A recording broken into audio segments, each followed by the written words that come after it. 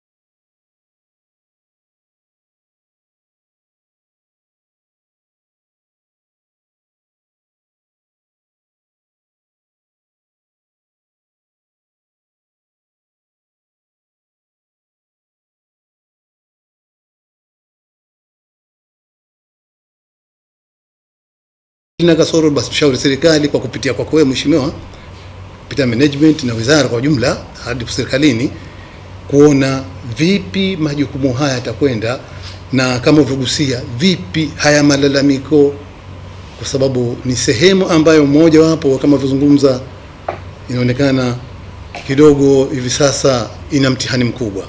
Bodi ya kamisheni ya ardhi yenye wajumbe 6 itaongoza kwa kipindi cha miaka 3. Nikiripoti Maridadi Amani wa ZBC.